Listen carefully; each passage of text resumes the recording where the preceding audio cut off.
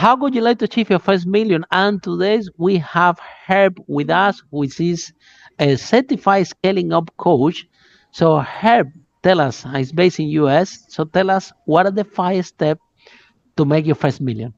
Welcome to Unstoppable Podcast with Harry Sardinas, inspiring conversations with influential millionaires, investors, thought leaders, entrepreneurs who are making a massive difference with their innovative products and services, and sharing the challenges and wisdom of how they sold their first million. Well, first of all, Happy New Year. Thank you. Happy New Year to you. Wonderful to be here with your audience. And I love your question. It sounds simple, but we all know how challenging it is to get that first million.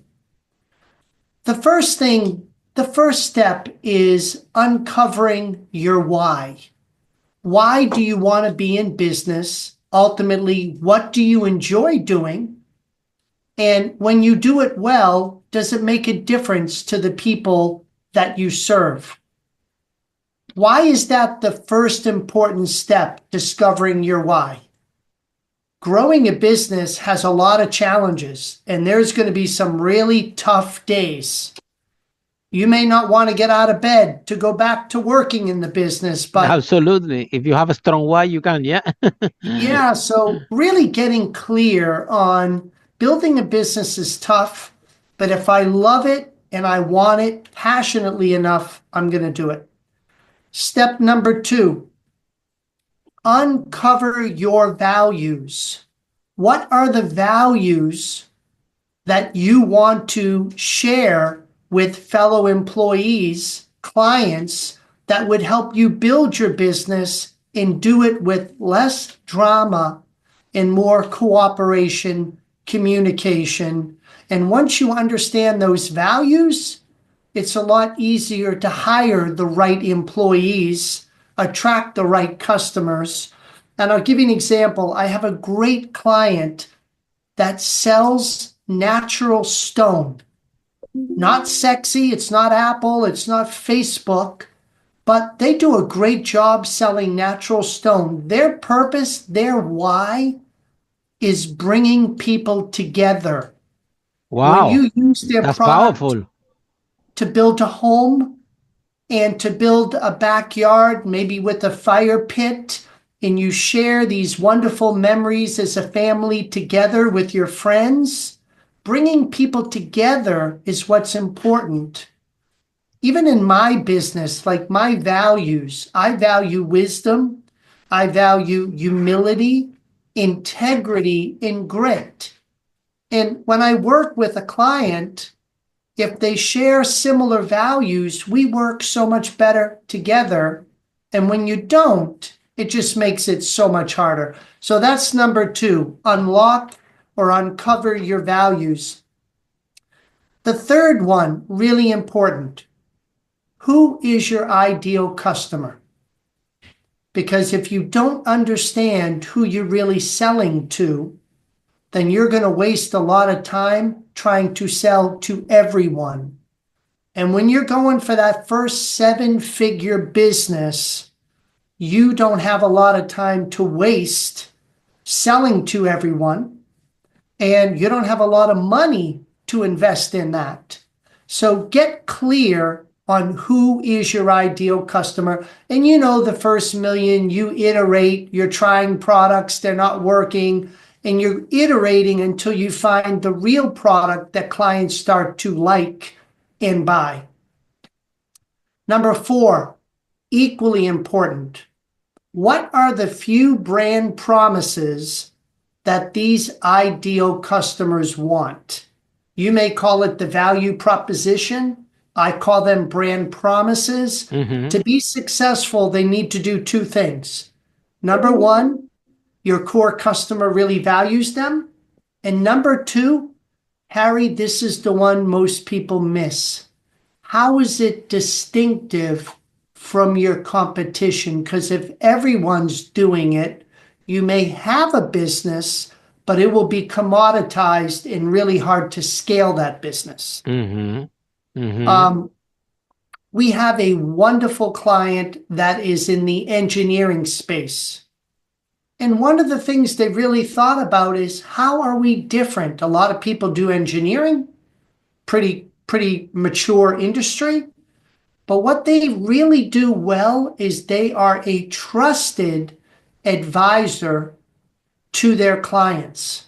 So trusted, Harry, that they get invited on site to actually be in the client's workspace.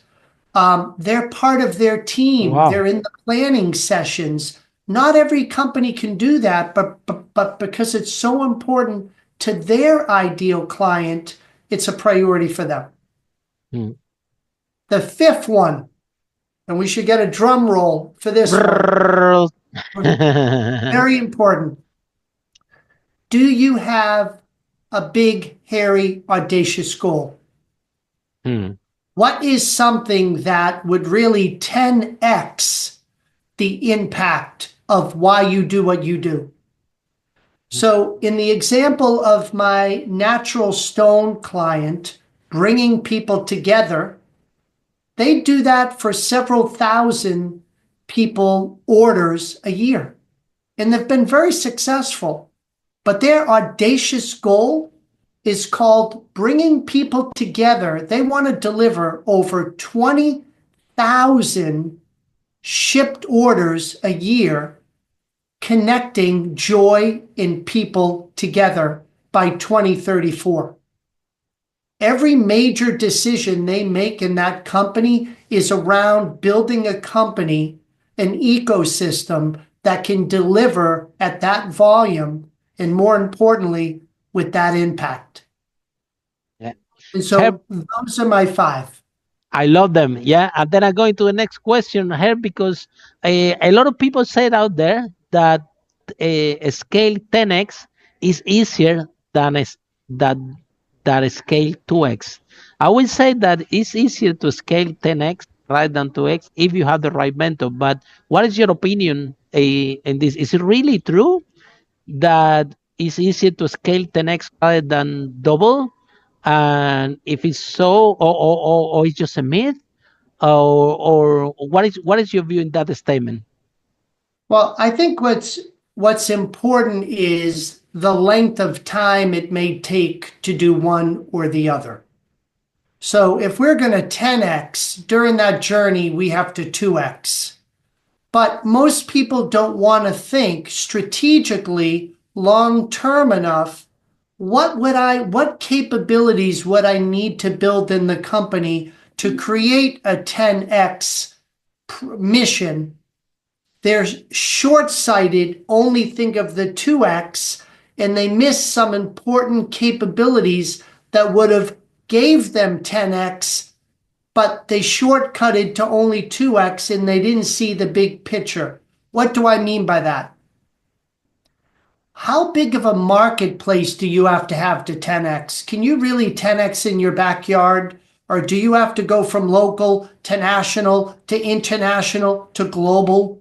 How many products are you selling to 10x? If you sell 5 now to 10x, do you have to sell 15, 50, 500? So thinking in terms of scale and scope and having the right strategy to support it and ultimately the right people to drive it is what's going to help you achieve that. Yeah, I think it comes with your point number 5 about how big you want to think. I think that your step number 5 is really powerful. Yeah, and I would like to expand a little bit more on this because as an entrepreneurs, people started business, and some of them, let's face it, they started by accident. Sure. They solve a problem for themselves, and they save some money, or they make a little bit money solving the problem for themselves. Then they start to solve this problem for other people. But they are I think that being an entrepreneur is a skill set. The more you practice, the better you become. So it's like driving a car, or swimming. Is not Nobody is a born perfect entrepreneur. Sure. It's a skill. The more you Sure. practice, the better you become. The same, and to To develop this skill, a huge percentage of the success of the entrepreneurs is in this mindset. However, if you were when you were a kid in your environment, um, people don't think big enough. Let's face it. I do workshops. I do workshops, and I ask this question to the audience. Let's say we have 200 people in the audience, and I ask this question: how much money, guys, do you want to make a month? Sure. Just say a figure.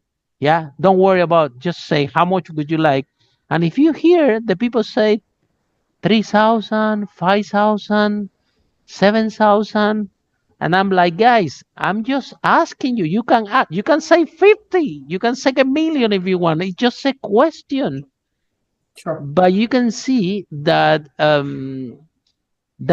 limiting beliefs um, take a big part in our decision process. And this point five that you just share with us, I think it's really powerful because uh, it's not a thing about entrepreneurs. It's a common thing in real life, all humans, that we don't think big enough. We don't think that things that growing so big is possible. I think that when we are kids, you see, everything is possible. We are winners. We came from a 1 million sperm, so nobody told us give up about walking. We all fell 100 times until we finally stand up and walk. Yeah. So our possibility was huge, yeah. But then life goes on, and all this stop, and then we start to think smaller. So what do you think is the reason why entrepreneurs, or why everybody is not thinking big? And as you share with us, is key in order to scale effectively and fast. What So, What do you Harry, think? Hmm. I would add to your answer because in your workshop, you asked people what do they want to make each month. I Hmm. would add to that when I ask, why do you want to make that much each month? The real issue bubbles up. And I'll give you an Hmm. example. Wow, There I'm was, taking this on. I'm gonna well, ask. I'm gonna try it out. yeah, why do you want to make whatever number you set each Hmm. month? And based upon that answer, you get a strong understanding of whether or not they have the belief to pull it off. Hmm. So I asked that to one owner and I said, why do you want to scale your business to 10 million? I'm not sure. I said, okay, in order for this journey to be To work. successful, we need to get sure. He said, do you mind if I think about that for a moment? Not a problem. Take a moment. He said, I have it. My daughter has special needs. I need to get her to a special school that can accommodate her type of learning to give her the best chance at her education and for her adult life. Wow, now we are talking. This is a very He goes, powerful drive. further, my wife wants to move out of this neighborhood to a different part of town to a little bit bigger home because all my kids don't have their own bedrooms and play area. We're all kind of in the original house we bought and would like to have more room in order to give it a wonderful home situation. And those two things, I could tell he was emotional with the answer, which Wow. means he was emotionally committed to try and get the solution, which was building his business. When we tap into an emotional connection to our why, anything is possible. 100%. I agree 100% of this. Um Now, Heb, let's go to talk another topic, which is the power of coaching and mentorship. Because Yes. I have this story that I always share. You see, building my business, yeah. At some point, my dad comes to work on the business. Yeah, he never owned a business before. Yeah, and he was giving me business advice, and then Uh, I'm not taking the business advice in consideration. Then a coach come give me the same advice. Then I'm taking the advice. Then my dad is angry with me, saying, listen to me. I'm your dad, and then you listen to this guy, that this guy only wants your money, and it's very difficult to to make him understand that, look, I only take qualified advice, or I only can, the way that I give an opinion from a coach or a mentor that specialize in this, that I have track record, that have been there before, is more, way more in my decision making process that the advice that you gave me. And don't get me wrong, I love you with my life, you're my dad, but when it comes to business, it's not about getting advice. It's about listening the people qualified for it. This is how I see it. Yeah, you might Sure. hear that Yeah. people say, no, Harry don't listen. No, it's not that Harry don't listen. I listen to everyone. However, I only take, I put more weight in the decision making process from a qualified person, for a qualified coach, for a qualified mentor. I've been trained like this. I discovered this. That's what works for me, right? And I think so. What is your view about this? Uh, because or what do you think? Do you think that the entrepreneur should be listening advice for everybody that is entrepreneur or not employer, advice for the employees, advice from this, advice from that, or in a specific topics? You need someone that is qualified to give you the advice, because Sure. otherwise, you know what happens if you take the advice of somebody unqualified, things go wrong, it's you who have to pay the bills. Yes. That's the Yes. thing. You can listen Yes. everybody and do what everybody wants to say, but when thing goes wrong, it's you who have to pay for it. Nobody's I, gonna I, be there to I agree. take it from I you. agree. So what's your view on this? Um, Number one, there's no better way to get somewhere you want to get to than to learn from somebody who's already been there and made the mistakes. Absolutely. That's number one. I was very fortunate. I was in a family business over 50 years. Wow. Our business was 54 years old. I spent 35 years of my career and I learned a lot, but we learned some very tough lessons. We got stalled. We had stopped growing. We didn't know how to handle different levels of growth from 10 million to 20 to 50 and beyond. It changed a And lot. and we didn't know what we didn't know. So I got a coach. I learned a scaling up, a growth methodology, which Wow. happens to be scaling up. I was a CEO practitioner, entrepreneur using the method. So I'm practicing what I preach. I'm using it for over 22 years. Wow. And 5 years ago, I pivoted from my company, sold them all, and all I do now is coach and educate other business owners. And I am a great scaling up coach if scaling up is the goal or objective that you have. My companies want to double their business every 3 to 5 years. My companies are invested in their continuous learning and development.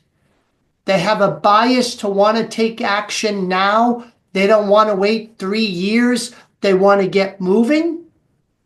And they ultimately want to leave a legacy. Their work has meaning to them, and they want it to be built and developed in a strong foundation that will last. And ultimately, some may sell, some may do an ESOP, some will give it to the next generation. But they're really about building purpose and profits with impact, making that difference. So there's a million different types of coaches out there, but first things first, where do you want to get to? And hire somebody who's been there, done that, with a great track record, and somebody you can connect with. Do you share similar values? Because you're going to spend a lot of time with that person, and you want to make sure that that's a good connection for you. I will add to that.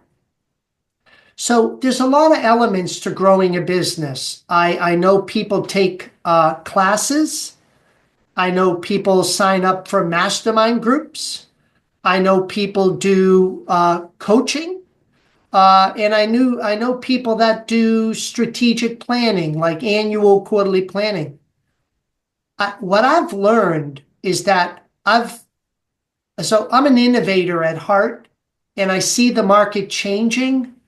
And what I've tried to do is create a best in breed program, a program that gives you scaling up education for you and your team, because you need to know what the system's all about. It also gives you coaching, because if I have a system with a toolbox and I don't know how to implement it correctly for my company right now, I'm going to hurt my company. So the education, the scaling up coaching for implementation, and then we do facilitated planning. Where are you going? Because the market's changing on you, and every 90 days, we update your plan to be market ready, market current. And then the final thing that is really important, I've taught several thousand students in the last 5 years on the Scaling Up Masters Business course. I have learned so much from a global audience of great entrepreneurs and leadership teams. But you know what I loved about that experience the most? It wasn't the education for the people, it was the shared learning between the students and people that really was an incredible value for the business owner. So we incorporate the mastermind element of peer learning and Mm-hmm. sharing. Mm-hmm. Very good. And so I feel like an owner, I wish I had this 20 years ago, quite Oh, frankly. me too. Me I wish too. I had 20 years ago, but I found it along the way, and yeah, like I said, those elements that you're talking about helps. I found them along the way. The masterminds, the all these. When you are in that journey, you start to find things, and you realize, wow, I wish that I have this before. But also, the other thing helps is that people, in order to find the coach or the business coach, this is what they do. They go to internet, and then they find a business coach with a Ferrari, with a luxury house, and everything, and they go there, and that's the business coach that they want. Nothing wrong with that. However, you sure. describe very powerfully the number one. You talk about culture, right? And for we interview 500 millionaires in this podcast, and when I ask this question, what would you like? What would you do different?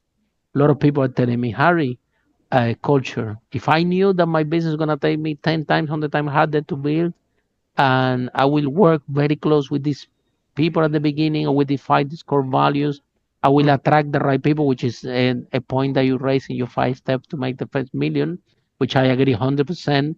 But again, when you bring in a business coach, this business coach has to also, not on number one, have achieved what you want to achieve, but number two, align with the values Yes. of the business, because it's a relationship. You also have to be happy coaching these these Yeah. businesses, because you know that Yes. there is something meaningful, right? Because at Yes. the end of the day, you can choose the people you work with, correct? Yes. So what is happening, in my opinion, that has damaged the coaching industry is that the entrepreneurs go there out of the flashy object. They go to the social media, find someone in a Ferrari with the whatever. This business coach. They hire the business coach. Then what happened? They get very little value, pay a lot of money. They have a bad experience, and now they make that assumption. Well, business coaching doesn't work. These people only want my money, and Yeah. they won't help me. Yeah. So which is sad, because and then they are broke, and then the business failed after 2 years, and goes into this 90% of businesses that fail from zero to and nobody understands what happened. Well, if you have a bad experience hiring the coach, this is what you can learn as an entrepreneur. You need to learn how to hire a good business coach, Yeah. like you do Harry, in business, right? I completely agree. But not only do we align on the core values, I need to buy into their core purpose, their why. The why, yeah, yeah, yeah. if I don't buy into their why, What's the that's point? not going. Yeah, it's not going to be a good fit for me. One of the things we do with our clients when we begin, you can interview, you can look at their background, but you never know if it's a fit until you start working together. So I have a scaling up performance promise in the first 90 days. If either of us feels for any reason that it will not be a fit, you can stop immediately, no questions asked. If we have a 1 year program commitment, if after 90 days you feel like month 5, we didn't do a good job, you don't see value, you only pay the invoice amount for the value you received. I've felt Wow. I've never had to That's how give them. confident. That's how confident you are. Well, I want my clients to feel confident and Yeah, comfortable that I'm all in, absolutely. that they made a good decision, and that I made a good decision with them to want to Mm. be on this journey to deliver their number 5 big, hairy, audacious goal together. I like the 90 days. I'll tell you why. Because sometimes even us, when we hire the employees, okay, yeah, they come in the interview in paper. They can see the values. We can see the core values. We can see everything. But until they don't go inside the company and they don't get the roles and they perform, we really don't know if it's gonna be a good fit. Uh, that's the truth. You see, our company, is operate at very high level. A lot of things um, going happen really fast. Even this podcast, you see, is huge amount of content and production that goes behind this. So uh, they they had to perform at the high level of performing and efficiency, and it's not for everybody. Yeah, Yeah. the people that they are So, in our company, they love it. They have a rush. They love to work with us. They love to how to innovate, how to this, how that. But there are people that, well, this the way that and in our company, for example, in 17 years, I never hear anybody in my company telling me, Harry, this is not my job. You see, good this for you. is That's this great. is this is That's how great. the culture that we have. You see, I don't like to have gazillion employees. I would like to have just a few. So people that go into our organization, they know that this is organization that, okay, we give you a task. If you don't know, please do research, and try to learn it, and so on. Yeah. So uh, and but once again, you said that you align in the values, yeah, and this is a good And fit. I think that I think it's amazing the service that you provide, because it's different. Scaling up is all about on lending. Yeah, when you go to 0 to 1, yeah, you learn. But now when you make the 1 million, oh, you have to unlearn everything, and now to learn how to go from 1 to 10.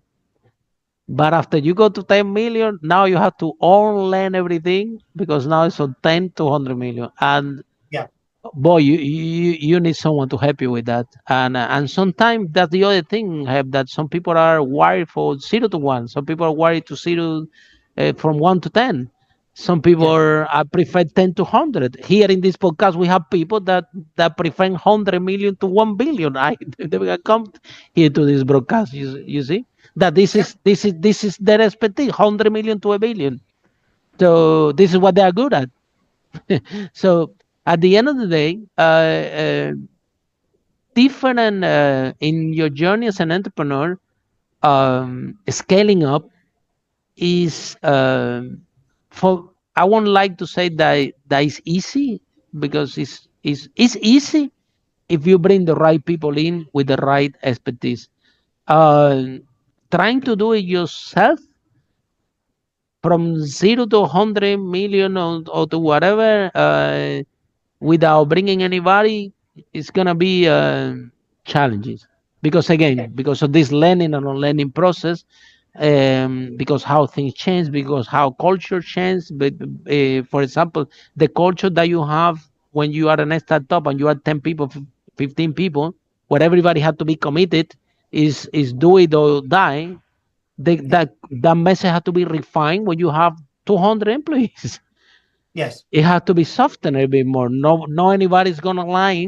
I mean, the core of the culture has to be kind of the same. However, you have to soften that message because the company is growing, and if you have 1,000 employees, completely different things. Yes. So, um, what do you think, Herb, that and somebody with credibility like you have to sit with the entrepreneur and share this that we're talking about and Yep. say, hey, this is what is happening, right?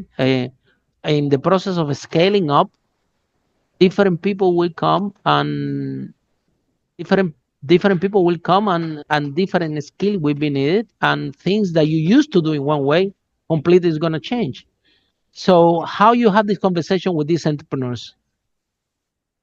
Um, I think it's gradual over time. It's never just one conversation. I think it's a series of conversations. But the big epiphany for the owner is that they cannot truly scale unless they hire, develop, and retain a talented leadership team. The first million is all about strategy. Can I create enough lead flow and close enough sales to even prove that I have a market for my offering? So that's like the first million. I would tell any entrepreneur, although you have aspects of operations, aspects of finance, your real focus is to lean into lead generation, product refinement. Can you close $1 million worth of sales? And that should be the predominant use of your time. So if your website is not perfect, if your stationery isn't the prettiest, don't, which CRM system do I pick? Don't be overly concerned with that. Be concerned about, am I generating leads? Am I able to schedule appointments? Can I sell products or offering? And if you put 80% of your time into that for the first million, you're doing great. Once we get to the first million, now we're trying to put scalability into it. What does operations need to be built out to handle the second million? What is the staffing needs for that? What is the next leadership team accountability that I need to hand off? But just be very thoughtful. And this is where we work with clients, understanding what stage are you at and what are the few things we need to prioritize to help get you through that. It's never easy, Harry, but it can be easier with the right system and coaching support. Absolutely. Now, I have you talk about something really powerful, which is leadership. Because as the business grow, leadership, I believe, is a skill base. The more you Yes. practice, the better you become. It's like driving a car or swimming. You're not gonna learn it to the book. Yeah. In my opinion, there is no such a thing like, oh, this guy is born leader. Leaders, they don't burn. they they are done out of practice. It's a skill. The more you practice, the better you become. When I do this conference all over the world, you should see the people. Wow, Harry, this speech was amazing. How can you do that? And I'm telling the guys, I'm doing this. I have done this over 1,000 times. That's why it's good. Nothing is special. It just practice. So in the same way, scaling up is the type of you have to work uh, in your transition to become a greater leader. And people don't even, I didn't even know, when I started my first business, you have a product, you sell it, you're making some money, you raise your first million. Now I didn't know that scaling up, I had to become a leader and I have to pass the leadership to my organization, because something that kind of happened by accident to me is that um, at some point in my own company, scaling up, a lot of people were coming to me to ask all my managers to ask me questions, how to do this, how to do that, and for because of self-preservation, I put a sign in the office that told them, okay, don't come with the question if you don't have the solution. Hmm. Yeah. So look, Love it. because otherwise I need to I have to otherwise you guys you are too many Yeah. and you coming to ask me different things all the time that you know more than me and you want me to give you the answer. So somehow out of my own out of preservation and survival, they were coming with a problem and then with three possible solutions and they say, okay, which one do you think is better? To say, well, no, Harry, you choose. I said, no, you choose it. It doesn't matter what's the point, Harry choosing or you choosing. At the end of the day, if it doesn't work, we have to try something else. You Yeah. prepare the solution. You know more about the solution. What do you think that's going to work better? Because at the end of the day, you're implementing the solution. So they get to the point of that dynamic, to the point that I hit them in the office making jokes. Oh, don't go to ask anything to Harry. He's useless. Gonna get you to come up with your own solution. What's the point? Blah blah blah. They were laughing and making jokes about this. But at the end of the day, you know what happened? One day I arrived to the office and they told me, Harry, go home. We don't need you here anymore. Yeah. I'm That's like shocked. beautiful. I'm like, Beautiful. you don't need guys paper for the photocopy. They tell you, no, we can get our own paper for the photocopy. Just go home. We don't need you. We don't need you anymore. We know how to grow this company. We know how to. It was a property business. We know how to acquire the client, the houses. We know how to sell it. You can come and in 1 hour. They will tell me. In fact, the problem is you because you had nothing to do. You come in and talk to us. Don't let us work. That's what my manager would tell me as a job. But the whole point is, without realizing, I passed I decided to give them more control to them, yeah, and without knowing, I turned them into leaders, and this leadership grows so much that they feel that they can run it without me. That give them a bigger purpose to them, and after they achieve that, I didn't want to take it away. I was Hmm. actually happy that Right. that this happened in this way, and by accident, Harry, I become a leader. there's two things, and it's really about mindset of an owner. When you first begin, let's say your first 8 to 10 employees, you know exactly what they need to do. You hired them so they could do things for you. So you were making the majority of the decisions. These people were very good doing specific things for you in finance, sales, operations. But now you're at 20 to 25 people. And you need people to start making decisions when they're used to being doers, not deciders. And so, one of the biggest mind shifts I had to go through, we did all the major sales. Our name was on the door. And so, what we focused on is selling. The more we sold, the more the business grew. What I didn't do, I didn't know how to develop next generation A player leaders for a fairly large company, but I knew how to sell big accounts. So my mindset had a shift from prioritizing big sales to big development. And originally, I wasn't that great at it. So we went through a learning curve. If I focused on developing people, what would that job even look like? And it didn't mean that I never sold again. It just meant that I had to prioritize developing of the leadership team if I wanted to work on the company versus staying working in it. So those two Mm-hmm. things, be gentle with the original people that you hire because they were hired to do things. And then we say, snap, you have to lead things. And they're not used to having to make decisions. They're used to doing what you ask them to do. But once you shift, I think a big element of scaling up success is not just growing your sales or profit, it's scaling up your leadership team that enables the scaling up of your organization.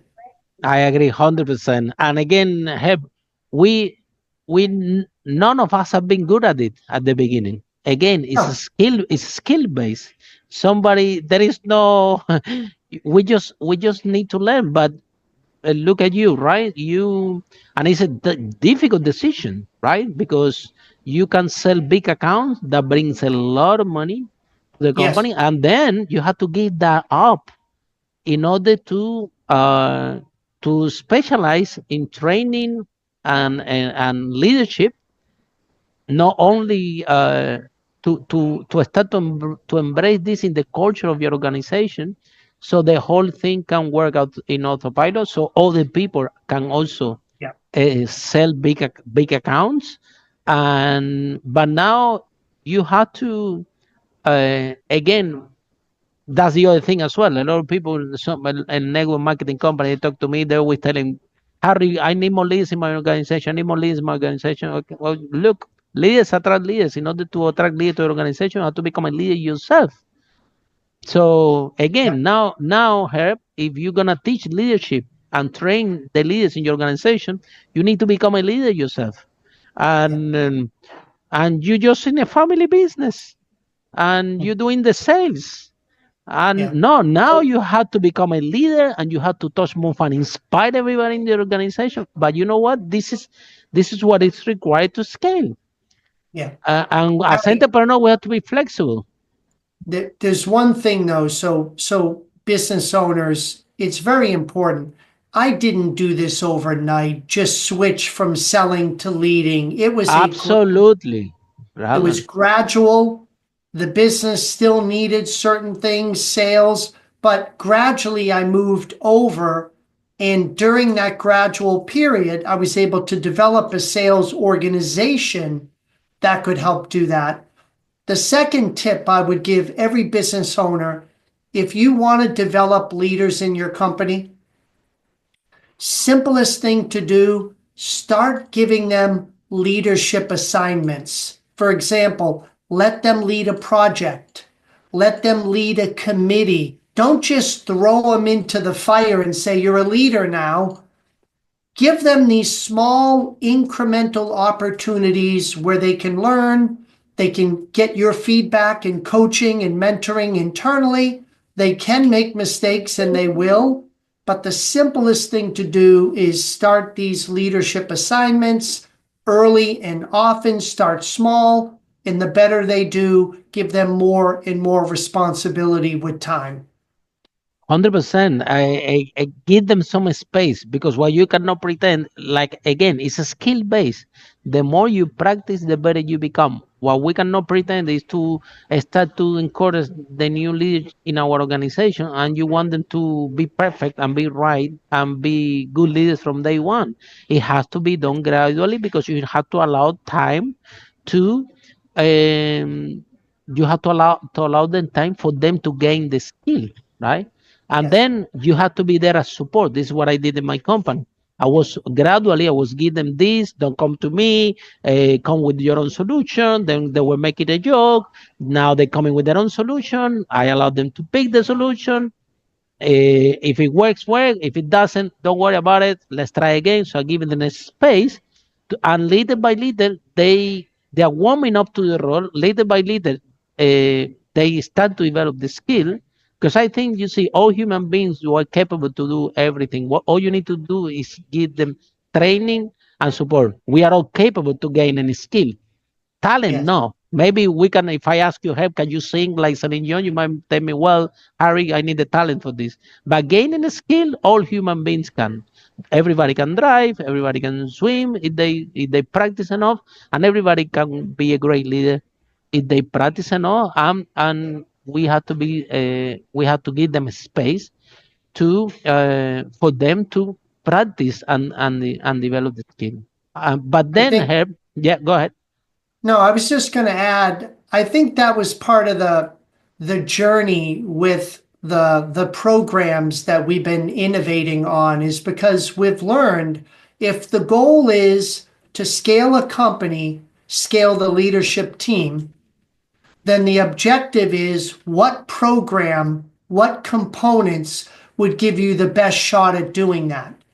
And what I learned in this new program is education on the playbook, masterminding with peers in learning and sharing, facilitated planning where you're really updating and constantly looking at your go-to-market, and then having access to that coaching to fine-tune and to be very specific about using a tool, using a method at the right time in the right place over my 20-something year journey has been the culmination of when I put these ingredients together, I've seen leadership teams develop faster and be more productive because of that. And then you see, and it's strange because people, when scaling up as an entrepreneur, we all think, well, we need to learn more about marketing, we need to learn more about sales, we need to learn more about accounting, and it's true, you need to learn more about all this. But what we are not aware is that we do have to learn a lot how to become a great leaders and how to develop leaders in our organization. That is going to be a key point in order for you to scale sustainable and fast. So, Herb, if someone is in love with our conversation and want to know more about what you do, about how the process works, how can they find you? How this process works? Can you share it with us? So simply go to my website, Aspire Growth Advisors with an S on the end.com. We have programs under programs. The program in the middle is the new innovative product that I hope people enjoy. I've enjoyed using it. And then thirdly, we have an assessment on the front of the web page, which is simply discover your scaling up readiness. So if I'm running a business, how ready am I truly to start scaling? And think of going to a doctor. You would never let a doctor give you a prescription before diagnosing where and why you were sick. Never let a business coach start operating on your company unless you really feel comfortable that they've diagnosed where your biggest ailments are to growing. And that discover your business readiness assessment will help you understand where you are today. And I'm happy to follow up with any of your listeners if they want to review their assessment. That's up to them, but it's complimentary to take a look and see where you're standing. And I just thank you so much for your time today, Harry. Thank you so much, Herb. And that this conversation has been very, very valuable. I really recommend to all our audience to listen to it twice if you can, so you can learn more. And for all of you following this broadcast and follow us in Spotify, Apple, or our social media. See you in our next episode of Unstoppable. How brave entrepreneur like her break that wall and achieve the first million. Bye for now. Thank you, Harry. Follow us for more interviews with world's most influential, audacious entrepreneurs that overcame challenges and adversity, providing you with the blueprint of how they sold their first million so you can grow your business exponentially.